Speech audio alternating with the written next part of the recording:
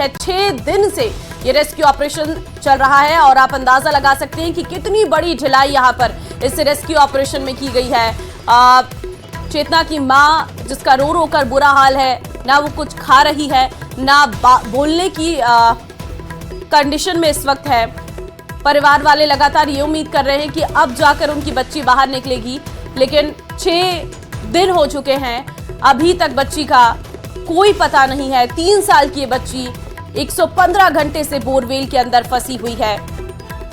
चेतना के बोरवेल में फंसने का ये पूरा मामला, और लगातार जो है बच्ची को निकालने की कोशिश भी की जा रही है, लेकिन प्रशासन पर तमाम सवाल परिजनों के द्वारा उठाए जा रहे हैं। परिजनों का प्रशासन पर गंभीर आरोप है कि 10 मीटर की दूरी पर बच्ची की मां से मिलने नहीं आई।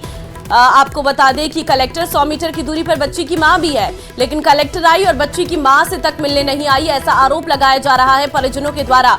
पुलिस अधिकारियों पर भी धमकाने का आरोप परिजन लगा रहे हैं। अधिकारी कहते हैं कलेक्टर के आने पर बताएंगे, अभी वो सो रही हैं। तो आप समझ सकते हैं कि ये जो आरोप है ये बेहद गंभीर है और इन आरोपों पर जरूर कड़ी कार्रवाई भी होनी चाहिए, क्योंकि 100 मीटर की दूरी पर बच्ची की मां है। अगर कलेक्टर मौके पर आई हैं तो उन्होंने जरूर परिजनों से मुलाकात करनी चाहिए थी, क्योंकि इस वक्त परिजनों की जो सिचुएशन है वो अपने आप में बहुत क्रिटिकल है।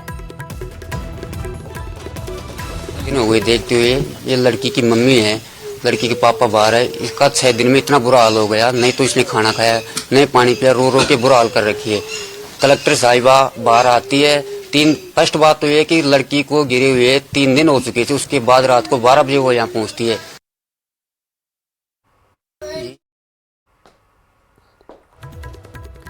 हीरालाल हमारे संवाददाता ग्राउंड जीरो से लाइव इस वक्त हमारे साथ है। हीरालाल, सबसे पहले तो मैं आपसे ये जानना चाहूंगी, अभी रेस्क्यू ऑपरेशन को लेकर आपके पास क्या अपडेट है? जी, मैं बताना चाहूंगा कि जो फिलहाल जो केसिंग का काम पूरा हो चुका है और जो टीम के जो 2 सदस्य हैं उनको कैप्सूल के जरिए गड्ढे में उतारने की तैयारी की जा रही है। उनका हेल्थ चेकअप किया जा रहा है, उनका स्वास्थ्य परीक्षण किया जा रहा है।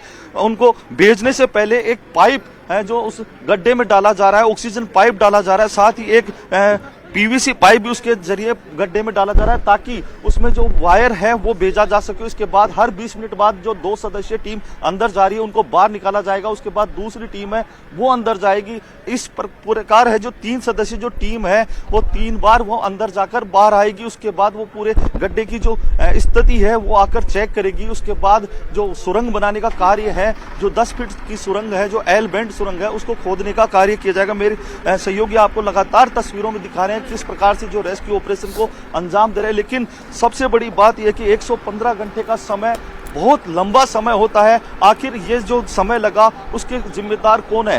कहीं ना कहीं जो आपसी समझ से अधिकारियों की है, जो दूरदर्शिता है उसकी जो अभाव रहा है वो इस देरी का कारण बना है। इससे सबसे बड़ी बात एक और है कि प्रशासन अपनी मनमर्जी पे तुला हुआ है। जो मीडिया कर्मी है, जो परिजन है, उनको मौका स्थल पर जाने से रोक रहे हैं। लगातार उनकी तरफ से दबाव बनाया जाता है कि आप यहाँ से दूर चले जाएं।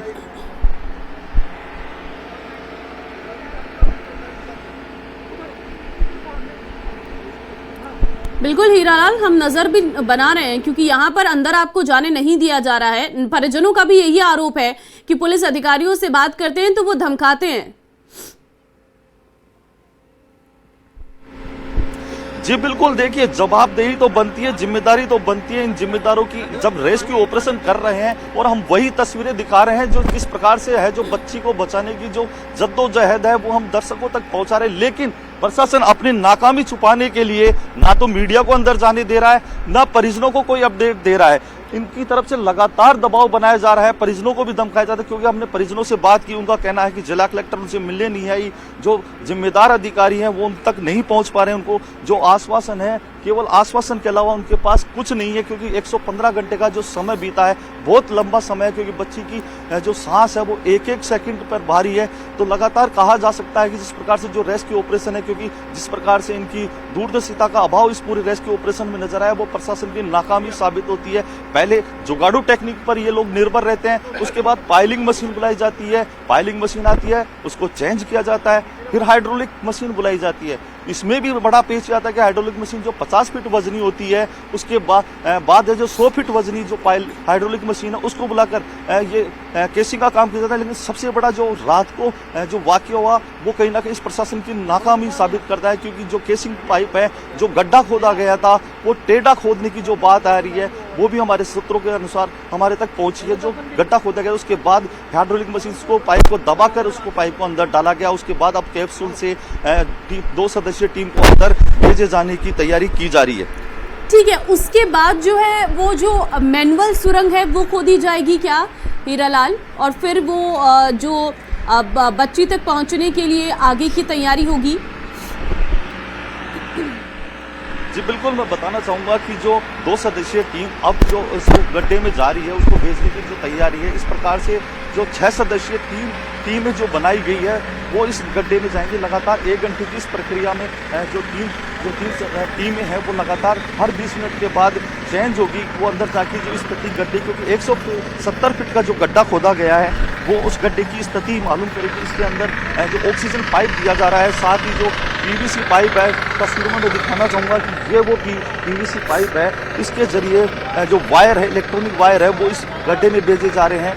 जो कैमरा की जो वायर है वो इस पाइप के जरिए भेजे जा रहे हैं। आप देख सकते हैं तस्वीरों में कि वो जो हाइड्रोलिक मशीन है उसके जरिए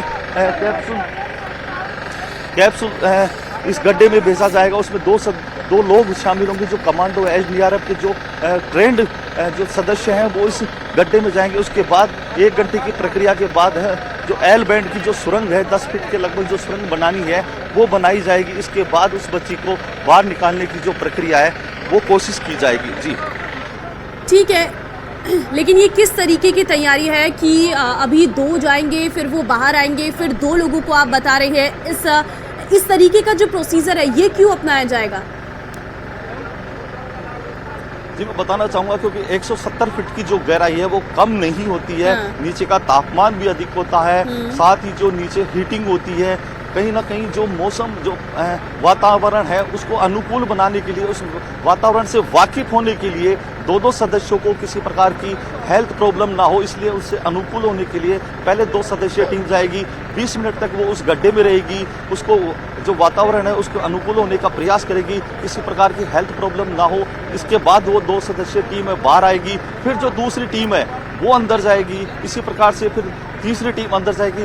तो कहीं ना कहीं कहा जा सकता है कि जो 170 फीट की गहराई है पहले उसकी स्थिति से, क्योंकि गड्ढा 170 फीट गहरा है, मिट्टी है, तो कहीं ना कहीं जो मिट्टी गिर न जाए, किस प्रकार का नीचे का वातावरण है, क्या वो उस वातावरण को सहन कर रहे हैं कि जो सदस्यीय टीम जो अंदर जा रही है, जो कमांडो अंदर जा रहे हैं, क्या उस वातावरण को सहन कर रहे हैं, किसी प्रकार की उनको हेल्थ प्रॉब्लम तो नहीं है। तो ये सारा प्रक्रिया, ये सारा प्रोसेस जानने के लिए पहले ये पूरी प्रक्रिया अपनाई जा रही है। इसके बाद जब सारा वातावरण से वो वाकिफ हो जाएंगे, जब उन्हें लगा कि हेल्थ चेकअप बिल्कुल सही है, उन्हें किसी प्रकार की प्रॉब्लम नहीं है, उसके बाद एल बैंड की जो खुदाई है, 10 फीट की जो सुरंग बनानी है वो की जाएगी।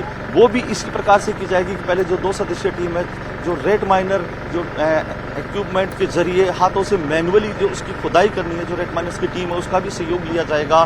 फिलहाल जो एनडीआरएफ के जो 6 सदस्यीय जो 3 टीमें बनाई गई हैं उनके द्वारा ये पूरा प्रोसेस किया जा रहा है। जी ठीक है, लेकिन अभी इस पूरे प्रोसीजर में कितना समय लग जाएगा, क्या इसको लेकर अपडेट, और क्या कलेक्टर मौके पर पहुंची है? क्योंकि मुलाकात नहीं की है कलेक्टर ने परिजनों से, ये आरोप जो है वो लगाए जा रहे हैं। जी बिल्कुल, देखिए जिला कलेक्टर लगातार छुट्टी पर से जब वापस आई हैं तो लगातार वो यहाँ पहुँच रही हैं। जो रेस्क्यू ऑपरेशन में जो जुटे हुए अधिकारी हैं उनसे लगातार संवाद भी कर रही है। रेस्क्यू ऑपरेशन मौका स्थल पे बैठकर वो लगातार चर्चा कर रही है किस प्रकार से रेस्क्यू ऑपरेशन को अंजाम दिया जा रहा है। लेकिन कहीं ना कहीं जो परिजनों का उन पर आरोप लगा है कि इतनी बड़ी घटना होने के बाद भी जो जिला कलेक्टर है अवकाश पे थी, जब वो यहाँ अवकाश से वापस लौटी हैं, लेकिन वो एक बार सिर्फ परिजनों से मिल पाई, उसके बाद परिजनों के पास। ठीक है हीरालाल, बहुत धन्यवाद आपका फिलहाल तमाम जानकारी देने के लिए और अपडेट्स देने के लिए।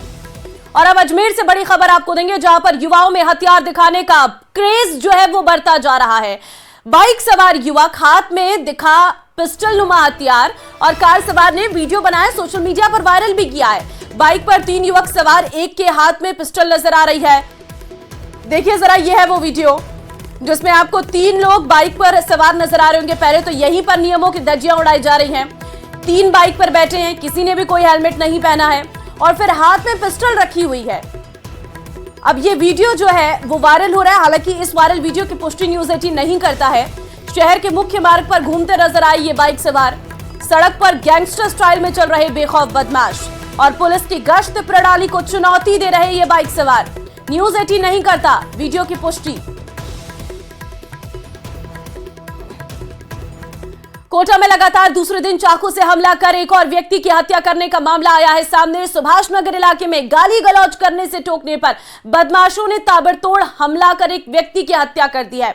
मृतक विष्णु प्रसाद सुभाष नगर इलाके का निवासी था। हमले में एक व्यक्ति को चाकू लगा है और जिसे अस्पताल में भर्ती करवाया गया है। मामले में पुलिस ने हत्या करने की वारदात को अंजाम देने के मामले में 2 आरोपियों को गिरफ्तार किया है। आरोपी इंद्रजीत और विश्वजीत असम के बरहरिया गांव का इलाके के निवासी हैं। शराब पीने के दौरान हुए झगड़े के दौरान परिचित दोस्तों ने ही हत्या की वारदात को अंजाम दिया था।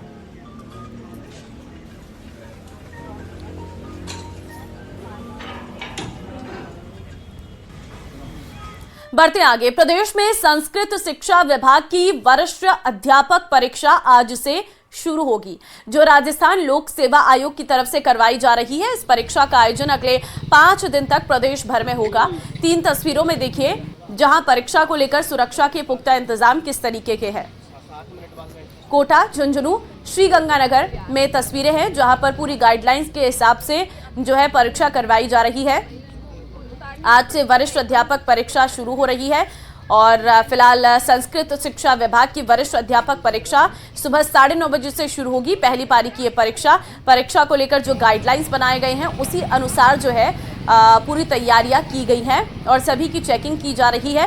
परीक्षा पूरी पारदर्शिता के साथ संपन्न हो, इसी के लिए प्रशासन मुस्तैदी से तैनात है। और कोटा में इस परीक्षा के लिए 67 परीक्षा केंद्र बनाए गए हैं। एग्जाम को लेकर विशेष गाइडलाइन तैयार की गई है और सर्दी के चलते पहली पारी में मफलर और कैप को अनुमति दी गई है। हर परीक्षा केंद्र पर सुरक्षा के भी कड़े इंतजाम किए गए हैं। पुलिस का जाब्ता भी तैनात किया गया है। हर परीक्षा केंद्र पर 2 वीडियोग्राफर भी लगाए गए हैं जो हर अभ्यर्थी की रिकॉर्डिंग करेंगे।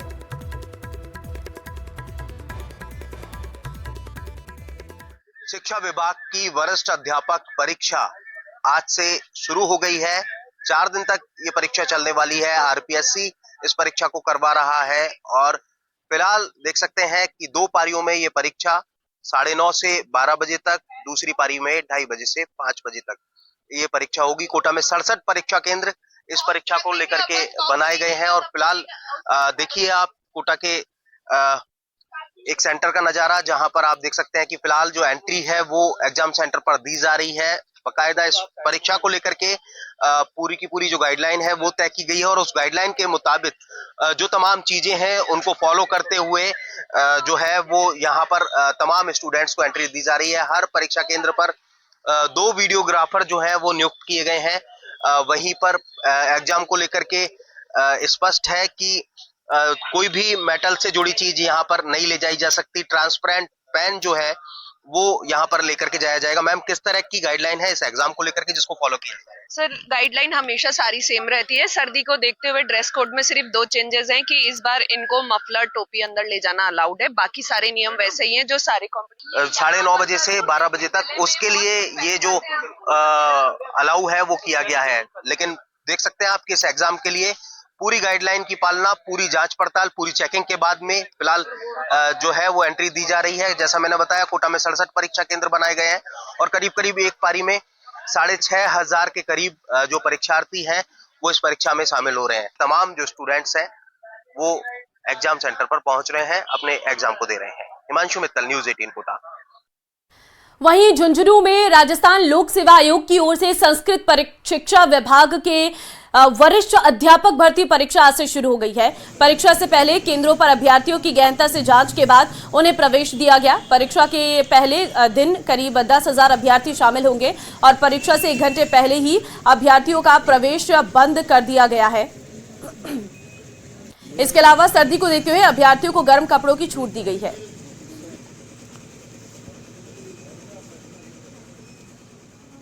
इस बार पांचों विकल्प जो हैं वो भरने हैं। इसके लिए विद्यार्थी को 10 मिनट का अतिरिक्त समय दिया गया है और परीक्षा की जो एंट्री है वो चालू कर दी गई है। सभी महाविद्यालय में तैयारियां पूर्ण कर ली गई हैं। शांतिपूर्वक परीक्षा कराने का हमारा दायित्व है। तो वहीं श्रीगंगानगर में भी वरिष्ठ संस्कृत अध्यापक प्रतियोगी परीक्षा 44 केंद्रों पर आयोजित हो रही है। जिले में कुल लगभग 37,000 परीक्षार्थी जो है वो पंजीकृत है। तो पहली पारी में सुबह 9:30 से लेकर 12 बजे तक ये परीक्षा हो रही है और दूसरी पारी में दोपहर 2:30 से 5 बजे तक परीक्षा का आयोजन होगा। परीक्षा को लेकर विशेष गाइडलाइन भी तैयार की गई है। यूपीएससी द्वारा आयोजित संस्कृत विभाग की वरिष्ठ अध्यापक भर्ती प्रतियोगी परीक्षा श्री गंगानगर सहित प्रदेश भर में आयोजित की जा रही है। श्री गंगानगर जिले में आज 44 परीक्षा केंद्रों पर ये प्रतियोगी परीक्षा आयोजित की जा रही है और पहली पारी ठीक सुबह 9:30 बजे शुरू हो जाएगी। इस समय हम श्री गंगानगर जिला मुख्यालय के परीक्षा केंद्र पर ही मौजूद है। हम आपको यहाँ की तस्वीरें दिखाएं तो आप ये देखिए, सुबह से ही परीक्षार्थियों का परीक्षा केंद्र पर पहुँचने का सिलसिला शुरू हो चुका है। वहीं प्रतियोगी परीक्षा देने आए सभी परीक्षार्थियों की ठीक से जाँच पड़ताल करने के बाद में ही परीक्षा प्रशासन के द्वारा सभी परीक्षार्थियों को परीक्षा केंद्र में प्रवेश दिया जा रहा है। चूंकि इस समय श्री गंगानगर सहित प्रदेश भर में हार्ड कपकपा देने वाली ठंड पड़ रही है, पश्चिमी विक्षोभ की सक्रियता का भी अच्छा खासा असर इस समय श्री गंगानगर में देखा जा रहा है। तो ऐसे में आरपीएससी के द्वारा परीक्षार्थियों को गर्म कपड़े यानी कि वूलन्स पहनकर परीक्षा देने की अनुमति दी गई है। हालांकि परीक्षा केंद्र में परीक्षा एंट्री से पहले सभी परीक्षार्थियों की ठीक से जांच की जा रही है ताकि परीक्षा के दौरान किसी भी तरह की कोई नकल हो या फिर अनुचित सामग्री का उपयोग हो उसको रोका जा सके। चलिए आगे बढ़ते हैं। मिशन रफ्तार के तहत अब कोटा रेल मंडल में मवेशियों के कारण ट्रेनों की गति प्रभावित नहीं होगी। कोटा मंडल ने 545 किलोमीटर की दूरी में रेलवे ट्रैक के दोनों तरफ सुरक्षा घेरा तैयार करवाया है और जिसके कारण कोई मवेशी अब पटरी से के आसपास भी नहीं भटक पाएगा। तस्वीरें आप देख सकते हैं। नागदा मथुरा के 545 किलोमीटर की दूरी में रेलवे लाइन के दोनों तरफ 1090 किलोमीटर का मवेशियों को रोकने के लिए ट्रैक सुरक्षा घेरा तैयार किया गया है।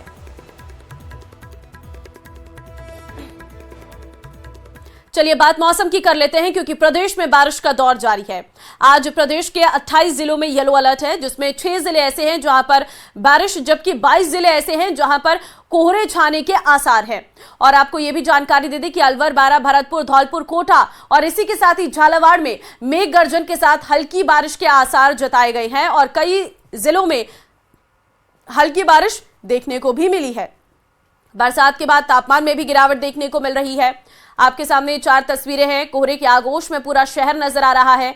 तस्वीरें आप देखिए, 12 से तस्वीरें हम आपको दिखा रहे हैं, जहां पर दूसरी तस्वीर भी आपके सामने है। बारिश के साथ ओले गिरे हैं और दौसा की ये तस्वीर है।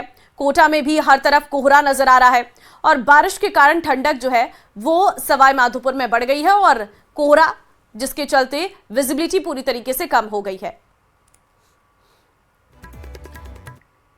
सवाई माधोपुर जिले में आज घना कोहरा छाया हुआ है। शाम से ही चली सुबह बारिश के कारण सुबह सवेरे जमकर कोहरा छाया, जिसके कारण विजिबिलिटी बेहद कम हो गई है और जिसका असर यातायात पर भी देखने को मिल रहा है। तो ये देखिए जरा तस्वीरें, कोहरे की वजह से विजिबिलिटी पूरी तरीके से कम हो गई है, जिसके चलते हेडलाइट चलाकर वाहनों को अवगमन करना पड़ रहा है और ऐसे में बहुत जरूरी है कि आप सावधानी के साथ ड्राइविंग करें। सवाईमाधोपुर में आज अल सुबह से ही इतना अधिक घनघोर कोहरा है कि विजिबिलिटी बिल्कुल खत्म सी हो गई है। आप इस वक्त देख सकते हैं, हम इस वक्त खड़े हुए हैं सवाईमाधोपुर जिला मुख्यालय के रणथंभौर मुख्य सड़क पर, जहां पर आप देख सकते हैं कि घने कोहरे के चलते विजिबिलिटी बिल्कुल खत्म हो गई है। वाहन चालक हैं, उनको अपने headlight, tail light, indicator light जला करके और सफर तय करना पड़ रहा है। सर्वाधिक इस घनघोर कोहरे के कारण परेशानियां वाहन चालकों को हो रही है। सड़क पर जो यातायात है वो रेंग रेंग करके निकल रहा है और घने कोहरे के चलते दुर्घटना का अंदेशा भी लगातार बना हुआ है। वहीं इस घने कोहरे के चलते सर्दी का जो असर है वो भी अधिक बढ़ गया है। लोग गर्म कपड़ों में लिपटे हुए नजर आ रहे हैं। वहीं मौसम विशेषज्ञों की माने तो सवाईमाधोपुर जिले में आगामी कुछ और दिनों तक ऐसा ही मौसम रहने का अनुमान बताया जा रहा है। गिरिराज शर्मा, न्यूज 18, सवाईमाधोपुर। तो मौसम में अचानक से हुई बारिश से ठंड बढ़ गई है और दौसा में बीते 3 दिनों से बारिश हो रही है, तो वहीं देर रात में बारिश के साथ ओले भी गिरे हैं। कई इलाके ऐसे हैं जहां पर तेज तो कई इलाकों में रिमझिम बारिश का दौर जारी रहा। बारिश और ओले गिरने से पारा गिर गया और ठंड भी बढ़ गई है। आपको बता दें कि ये बारिश चना, सरसों और गेहूं की फसल के लिए फायदेमंद साबित होगी, जबकि ओले गिरने से फसलों को नुकसान हुआ है। मुख्यमंत्री साहब, राजा साहब, या कहीं होगो, देखो हमारे अब हम क्या करें। इसी के साथ इस बुलेटिन में फिलहाल के लिए बस इतना ही। आगे आप देखिए स्पेशल